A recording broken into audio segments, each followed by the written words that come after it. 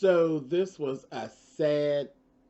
It was a sad episode for me, because something really is going on with Dr. Imani, and I just didn't want to believe it.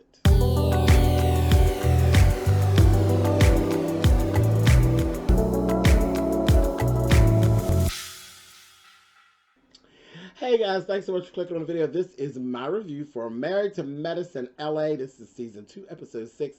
And like I said, it was a sad episode for me because I didn't want to believe that anything was going on with Imani and Phil. I just thought everything was okay and she was just kind of just staying to herself and that kind of thing. But no, it's a little deeper than, what we thought. And like I said, it was sad, but it really wasn't all sad because they had the best trip to New Orleans. Like the best trip to New Orleans. Let's just talk about it here. Now, first thing, Dr. Imani, when she tried on Contessa's wig, she looked exactly like Yolanda Adams. I said, oh my gosh. But then, I don't know why that's so shocking to me because Yolanda Adams is tall. She is brown. She is beautiful. And so is Dr. Imani. And Dr. Imani is bald.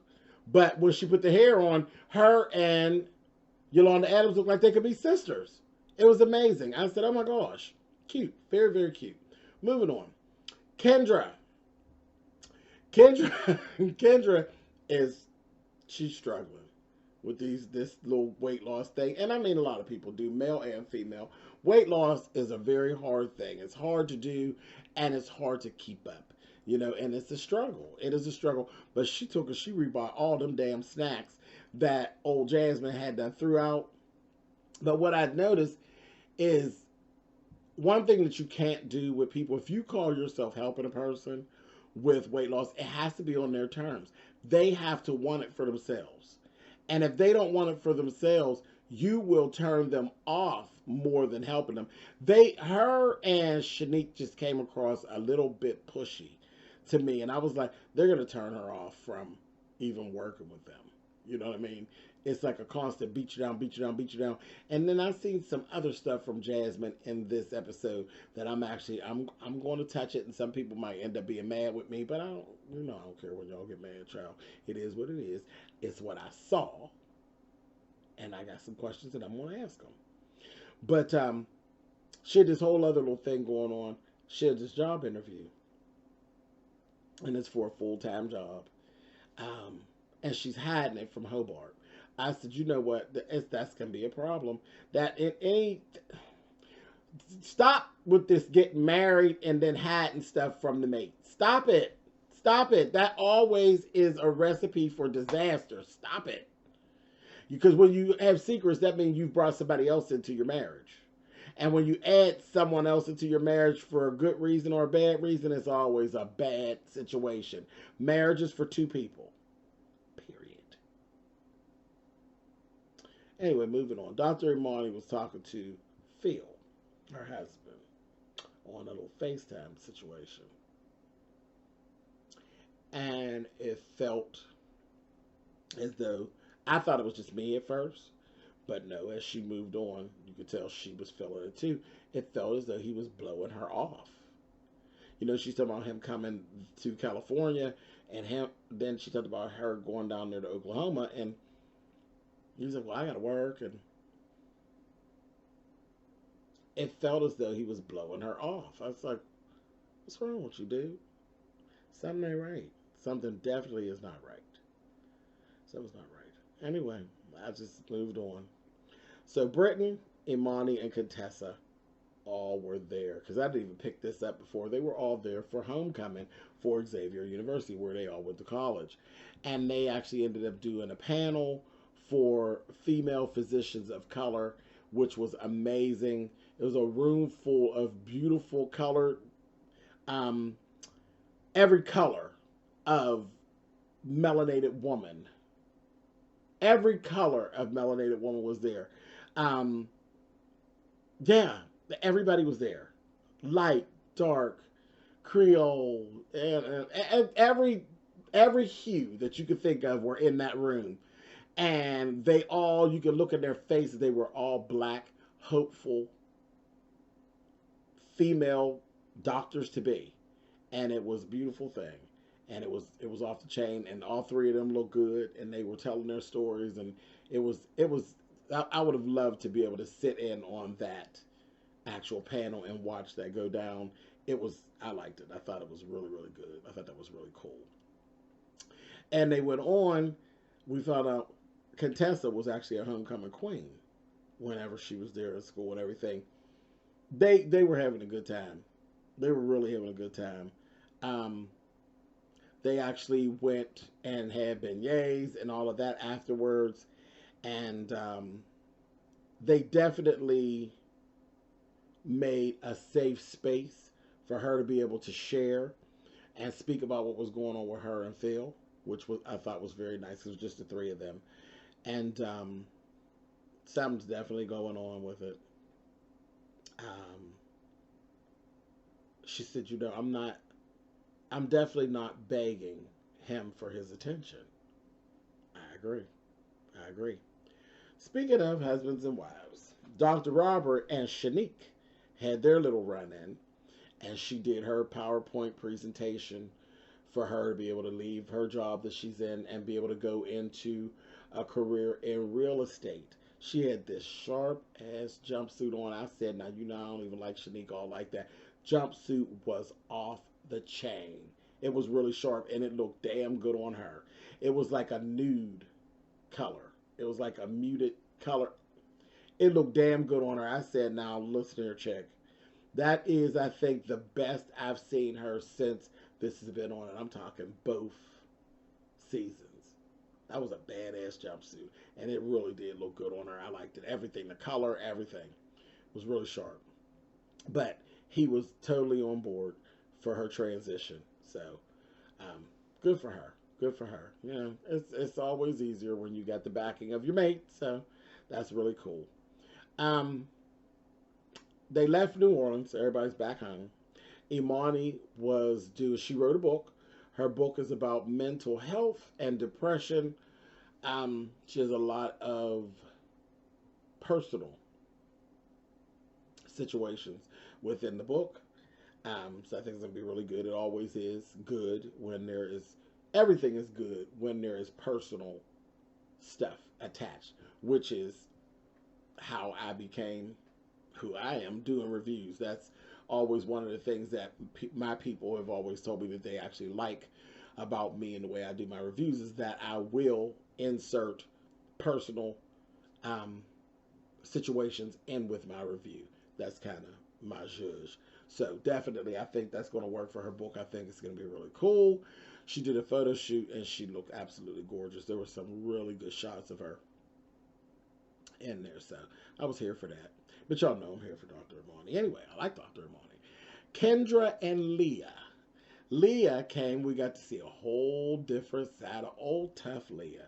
She brought her daughter, who is beautiful, 15 years old. She's a beautiful little girl. We found out that she actually got pregnant with her when she was 18.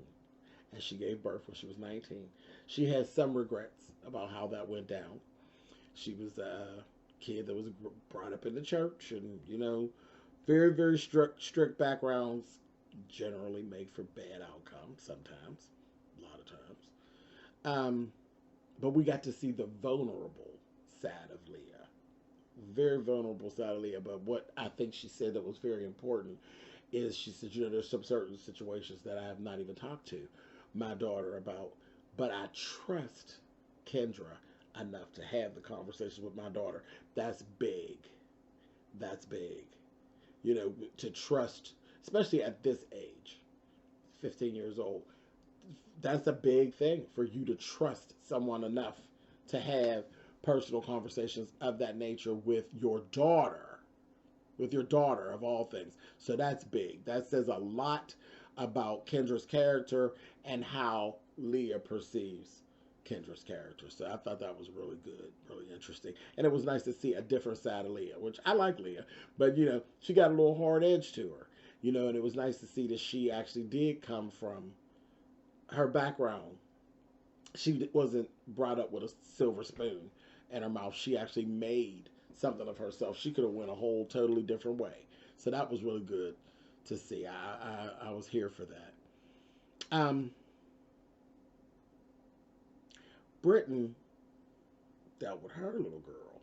Now we've been seeing this whole thing about Little Ivy and how Little Ivy's become very snipey with the mouth, honey. And her daddy was actually talking to Britain, saying, you know, she's just rolling her eyes and getting smart. And I said, yeah, y'all better get a hold to her, honey. And y'all remember I said that in earlier this season. And baby, she went and got her right on together, had a little mommy daughter day out, and got her ass right together and told her, listen, let me explain something to you. Talk to her about her behavior, about her attitude, and the consequences of such. We ain't going for this bullshit. Now, it is what it is. It been real cute up till now, but the shit ain't cute no more. She got her ass right together. I was like, okay, come on, Britain. I knew she would. I knew she would. She a little spoiled, but you know, it is what it is. You put your foot down and then you move on. That's all. Ain't no thing. Jasmine and Imani met up. A little bit about that, a little bit of conversation about Phil. She ain't gonna share much with Jasmine because Jasmine's a snake. But anyway, moving on. That Jasmine, this is the thing I said y'all might get a little upset with me, and I don't really care. But this is what I see and I need to say. Jasmine, be very careful because we are on television.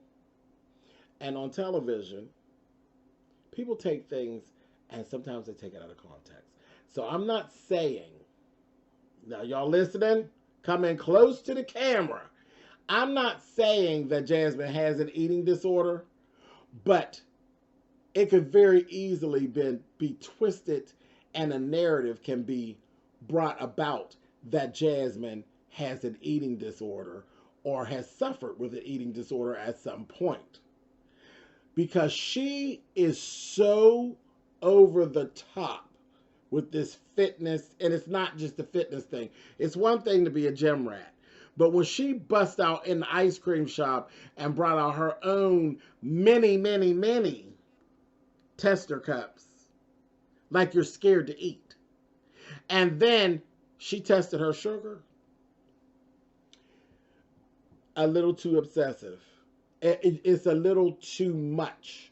And you need to be very careful. I don't know who your PR people are who didn't tell you. I don't know if you want to show this like this on this platform because it can very easily be twisted into something that you do not want to get into. So I am not saying that she has an eating disorder. I am showing I don't want to see anybody. Because I know how it feels to have a narrative spent. And I'm only on a little small, my platform is small. On a bigger platform, that could easily be spent into something with an eating disorder. And that ain't something you want to be dealing with out in the public like that. People saying that if it's not true or even if it is true and you don't want to come forth with it. But it just seemed a bit obsessive. It was, when she tested her blood sugar, I was done. I'm like, now she ain't saying she's a diabetic or has anything like that going on. Who just randomly is out testing their blood sugar? Too much. Way too much. Last thing, before I get on up out of here, Brittany and Imani were getting ready to go to the party because Shanique's having a birthday party. So Robert and Jasmine actually got together and she helped Robert to put together a birthday party for Shanique. And Dr. Imani was in a whole slump. She hadn't even gotten dressed. She's looking down. Just bad. It was all bad. And Britton came in and she said, you know, I'm the one that initiated this. And I'm like, initiated what? What are you talking about? What are you talking about, Dr. Imani? And she should have asked this man for a divorce, child. I said, oh, shit. So, yeah, there's some stuff going on. So, that's where we ended out at. I'm really sad about that. You know, I like them, but hell, if it ain't working, it ain't working. But I was just so bummed out because I thought for sure that, nah, they ain't having no problems like that. You know what I mean? Sad, but we'll see. We'll see what what happens, I still got my fingers crossed for reconciliation and the fix. You know, marriage is not easy, and you go through some stuff. So I got my fingers crossed for the fix. All right, I will talk to you guys later.